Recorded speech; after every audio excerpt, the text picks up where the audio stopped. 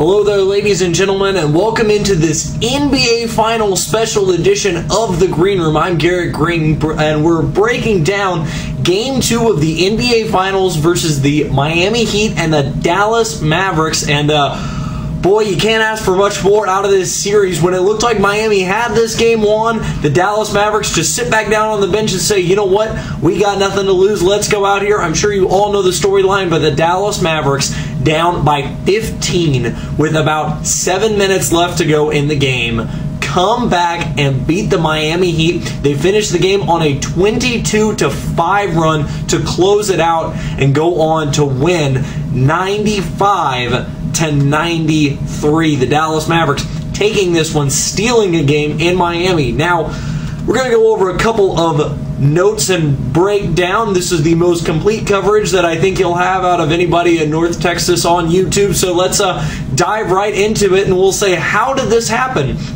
Well, the Miami Heat, Dwayne Wade nails a three-point jump shot out of the corner with 7:13 left to go. Holds the follow-through. LeBron comes over. He's boxing him in the chest. They're right in front of the Dallas Mavericks bench. The Mavericks sit down, and they say, you know what? It doesn't matter. Let's get out there. Let's take care of this thing. So they took care of a couple of things. First of all, they started playing good defense. They didn't let the Heat get inside and penetrate. They made the Miami Heat take jump shots, made LeBron take jump shots, and played good, solid, clean defense. Second of all, they stopped turning the ball over. The Mavericks had 20 turnovers that resulted in 31 points last night, a lot of them highlight dunks by LeBron James and specifically Dwayne Wade last night. So the Mavericks in that last 7-minute stretch stopped turning the ball over. They out-rebound the Miami Heat 7-2 in that final stretch. Also outshoot them 9-10 to Miami shooting 1 for 10. That one made shot would be a three-pointer by Mario Chalmers that tied the game up with about 24.5 seconds left to go in the game. And the Miami Heat made a big mistake. They stopped going to Dwayne Wade. Dwayne Wade had 36 points in this game, but he hardly touched the ball in the last 7 minutes of the game. He took 3 shots in those last 7 minutes. Those shots would be 2 24-foot three-point attempts, and then the heave at the end of regulation, or at the end of the game, to try and win it for the Miami Heat. That's not what you want your superstar and the guy who's been getting it done for you to be doing. And finally, I hate to say it, actually, no, I don't. LeBron James, not clutch down the stretch. LeBron, the man, he's become clutch. He can close in the fourth quarter. Well, might want to put that on hold. LeBron goes 0 for 4 in the last 7 minutes, including a missed layup at the rim, and then a 16-foot jump shot, a 26-foot three-pointer, and a 25-foot three-pointer. So I'm not going to ditch the theory yet that if you turn LeBron James into a jump shooter, that he's going to beat you nonstop. But we'll dive more into that here in just a minute. In case I didn't mention it before, while this is a breakdown, I'm inserting my own personal opinion into this one today. Sorry, too much my own personal opinion in this one, but just what I'm thinking. But a little bit of statistical breakdown at the same time, too, and we'll start with what went correct for the Dallas Mavericks. Jason Terry showed up in the second half of this one. He scored 6 straight points to start the 22-5 run that got the Mavericks back into the game. 8 total points in those final 7 minutes, so the Jet showing up when he needed to. He's the one who really took it to heart whenever LeBron and D. Wade were boxing there in front of the Dallas bench. Dirk Nowitzki, a lot of people were speculating about how his left hand was going to do that 10-0. He's not going to be able to drive left, which is something that he likes to do, and it might affect his shot, all this other stuff. Well, try telling that to Dirk, who scores the last 9 points for the Dallas Mavericks, including 2 left-handed layups, one of them on a 3-on-1, the other the game-winning dagger shot, the layup as he spun around Chris Bosh. Oh, by the way, he also hit a three-pointer to put the Mavericks up initially 93-90.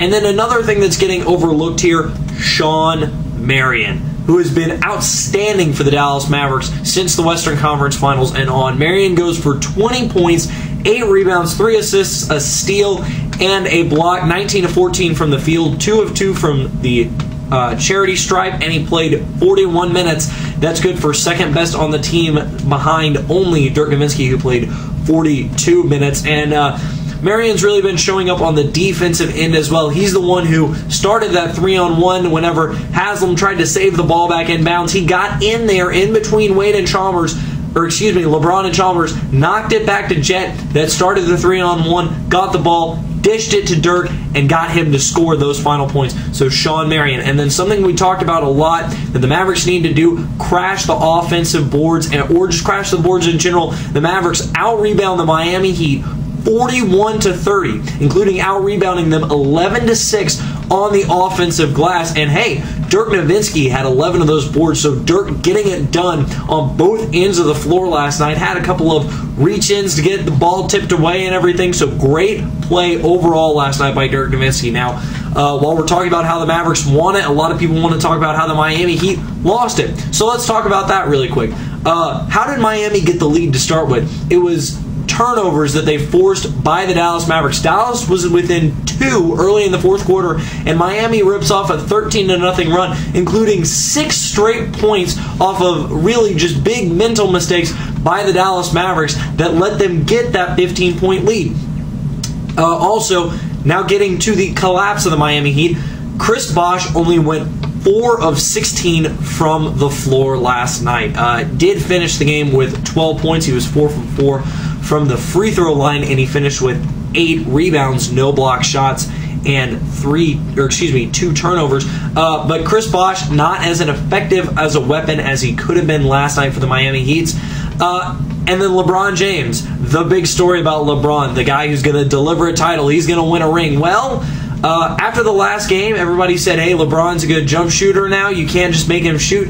My money said LeBron is not going to go 4 of 5 from 3 again. And guess what? LeBron did not. He went 2 of 7 from 3-point range last night. Struggled down the stretch. And this brings me to really my final wrap-up point. And this is all personal opinion here. The Miami Heat showed exactly why they are classless and arrogant individuals last night. And the hubris that they demonstrated is the reason that they had this collapse last night. Whenever they scored that basket with 7:13 left, it was all over. Now, don't get me wrong, I thought it was too. I didn't exactly have a ton of faith in Dallas to come back and win this one.